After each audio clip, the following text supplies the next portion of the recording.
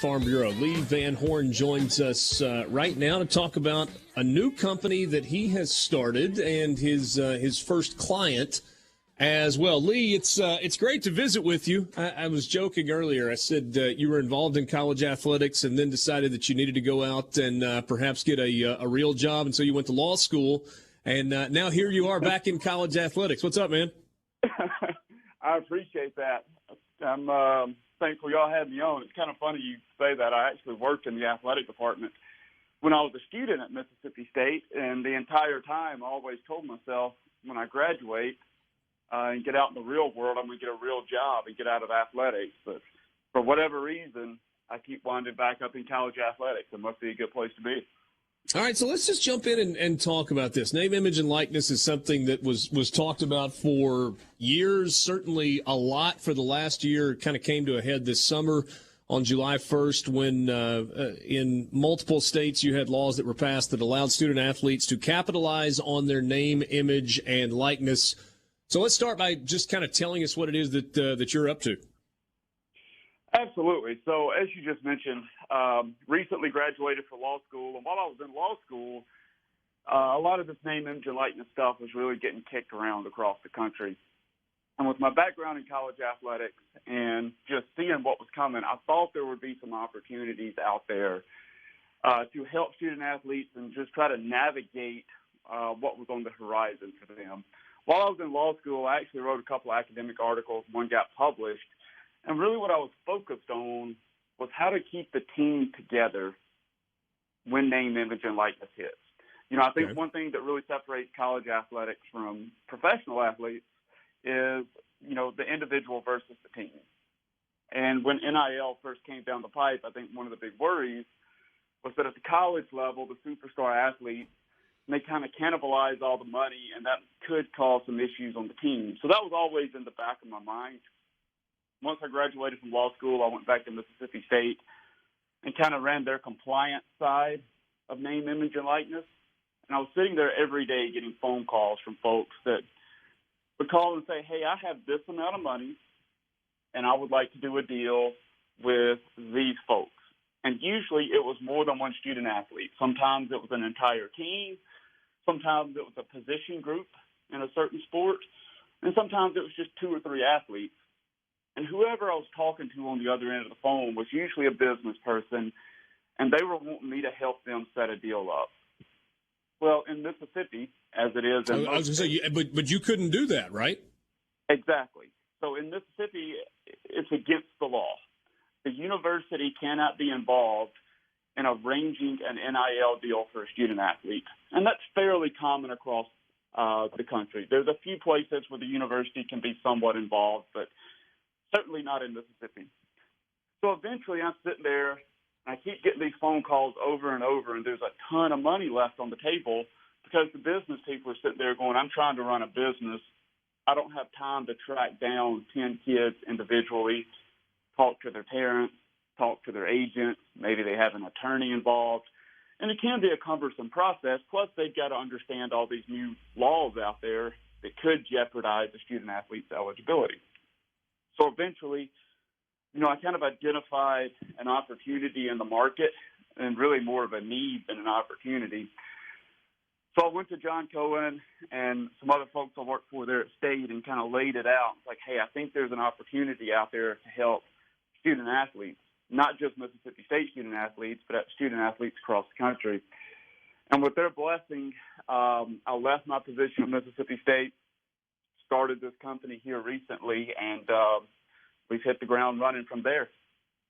All right, so the name of the company is the Legacy Group, and the idea is you're going to do team licensing deals. Is that fair? Is that an accurate way to describe it? It is. So the primary focus is on the team first. Okay. And secondarily, we can assist student athletes with individual deals. Of course, some of them already have agents involved that will handle individual deals, and that's perfectly fine. But we kind of group our categories into three different buckets. The first is merchandising. So we plan to help student athletes with T-shirts, replica jerseys, if we are licensed with their particular university, autographs. We can, of course, do team autographs, if the entire team signs with us. All that falls into that first category.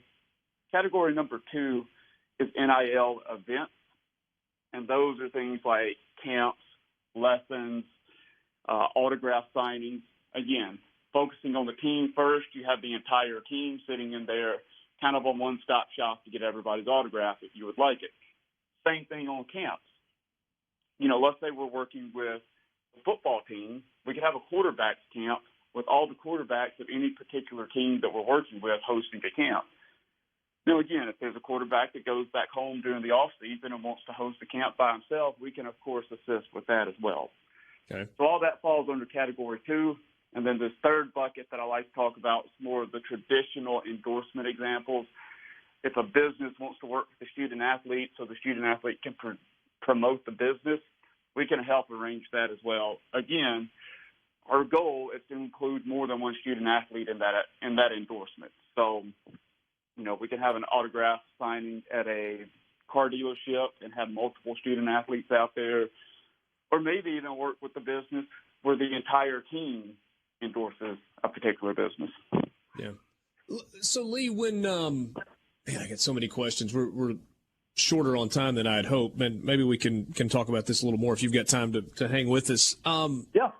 When a student athlete, let's start here. If you sign an entire team, and Mississippi State baseball is where you guys are starting, so let's use that as an example. Let's say you sign the entire Mississippi State baseball team. Do individual players, individual student athletes have the option of opting out of this and not necessarily licensing their particular name, image, and likeness to your group when the rest of the team does? They do. So this is an individual decision. It is our goal to sign the entire team.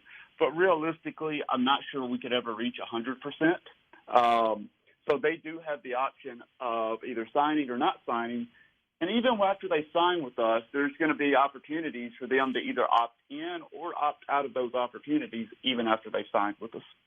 Okay. Is there like a term on this? So let's say I'm a freshman baseball player, and you may have just answered this, and I'm with you guys for 3 years. If I have signed a licensing agreement with you, am I stuck with that beyond college, or when I graduate, do I have the opportunity to say, thanks, it was great for both of us, great for you, great for me, and now I need to get an agent who's going to focus specifically on me full time?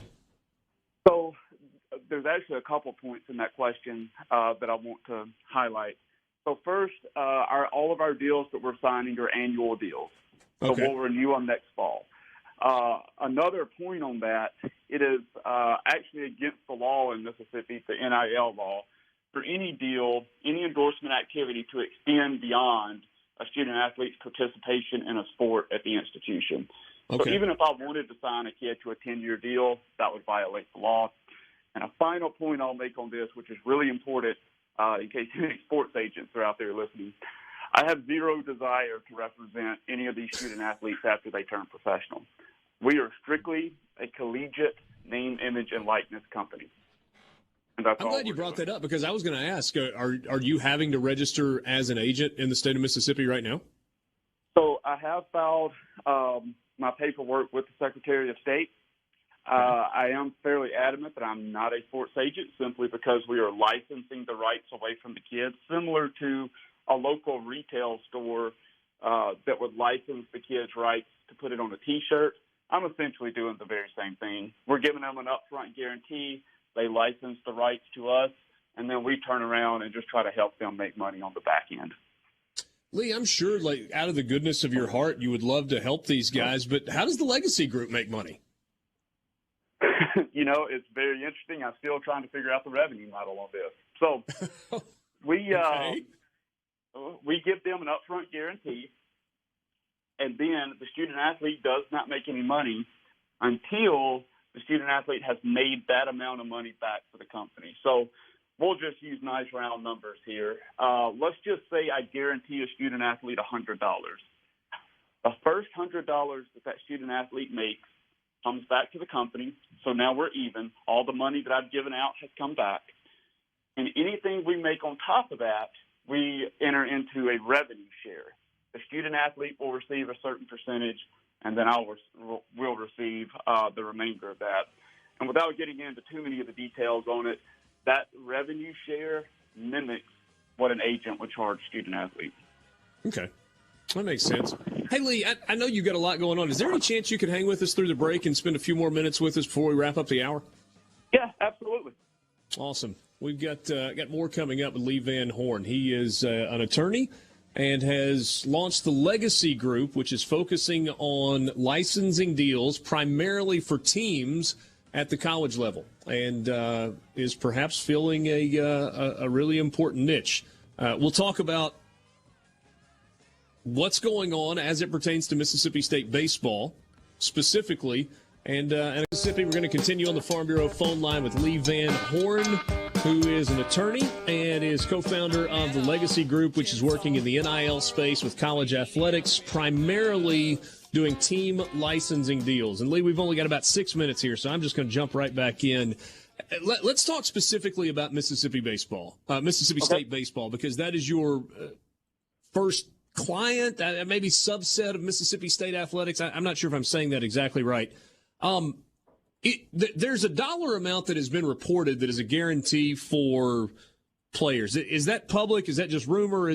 I can't decide how general or specific I need to ask questions. Well, I think I'll leave it up to the student athletes to share what their guarantee may or may not be, but I will tell you this model is based off every single player on the team receiving the same guarantee. Okay. And as part of that guarantee that's required, there's got to be fair market value under the law, and they are required to do quite a number of things to achieve that.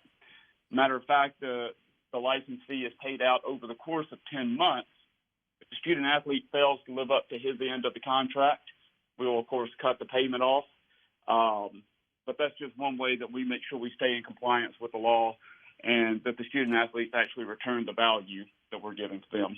All right, Lee, so I'm so incredibly fascinated by this model and how exactly it's going to work. I want to kind of create like a hypothetical example here, and we'll have a little bit of fun with it. Okay. But I'm curious how you come up with what the right guarantee is. So, and obviously that factors into what you were talking about figuring out the revenue model. So let's just use $1,000 as a round number on a monthly basis. And let's say we've got Jake Mangum on the team. We'll go former player. You're not worried at all about whether or not you're going to be able to generate $10,000 and then some for Jake Mangum. But let's also say that Brian Haydad is on the team. Hey. And you're worried about generating $10 of NIL revenue for Brian Haydad. So how do you balance those two things out to get to this ultimate number where even though he's not going to generate the revenue, Brian Haydad's going to get $10,000 in the name of locker room harmony, but Jake Mangum is going to earn a whole lot more overall? So I think you really got to the crux of where we come up with our license fee, and it's what we value those exact players at. The ones on what we call the back end of the roster who may be newcomers who just haven't quite made a name for themselves, that's who we go to determine that value. And on their own, that student athlete may struggle to see where they have value in this stage. But what they don't realize is they actually have a lot of value. So, number one, for us to do a team event, they are part of the Mississippi State baseball team. And for us to be able to say this is a team event, we've got to have that guy. Also, this guy has a value that is astronomical back in his hometown. Let's face it, most of these kids come from fairly rural areas across the South, and they are superstars in their hometown. So mom, dad, brother, sister, girlfriend's parents, high school baseball coach, all of them will likely be purchasing an autographed baseball, a jersey, a T-shirt, something with this kid's NIL on it. And, of course, that will generate revenue for the company. Likewise, all the businesses in that hometown, even if it's not a substantial amount of money, they would all like to support the kid in some way. So you start adding up these pennies all over the place, and all of a sudden we can come up with a fairly sizable guarantee. And at the end of the day, you look at a program like Mississippi State right now, one thing we factored into the license fee is the fact that just a few months ago they were dogpiling in Omaha. And that adds a little bit to it as well. So do you have the manpower to be able to chase down those pennies, nickels, and dimes to get to that number, or are you expecting those to come to you because, hey, we want to be a part of this? All of the above. So Okay. I'm putting a staff in place. I'm working with several schools across the Southeast right now. We're working with student athletes in Mississippi, Alabama, Tennessee, Arkansas, Florida soon. So, we're going to have a staff in each of these places to kind of help track down these pennies. But at the same time, if there's businesses out there, whether it's in Starkville or Oxford or any of these other places that we're working, or in the hometowns of these student athletes, they're more than welcome to reach out to us. We would love to see if we could put something together to support the student athletes. Lee, last thing for you, and I'm sorry that we don't have more time to dive deeper into this. I don't know if you've seen the comments from Gary Patterson and Kurt Sarloos at TCU. This NIL thing already, I feel like, is taking on it's turning into a recruiting inducement. Even though it's not supposed to be that, it's public information now that Mississippi State's got a program in place where every college baseball player is going to get money. And it's such a big deal in a sport that's only got the 11.7 scholarships. How do you stay away from we are inducing kids through recruitment with what we're putting in place versus, it's kind of gray area? That's another really good point. When I actually came up with this idea, my first thought was, this is going to be a really nice benefit for Mississippi State. And then I started thinking through the law, and you're exactly right. It cannot be an inducement for one school, which is exactly why the Legacy Group is focused on several schools. Quite honestly, we would love to have the entire SEC, not just baseball, several sports. Hey, we got 30 seconds left, Lee. I'm sorry to cut you short. Yeah, well, and we just got several schools we're talking to, so that's exactly how we avoid the inducement issue. Man, it's an incredible it's a whole new world, and I'm really fascinated by what you guys are doing. Kudos to you for jumping out there, and look forward to talking to you again soon, Lee. Thanks. Perfect. I appreciate it.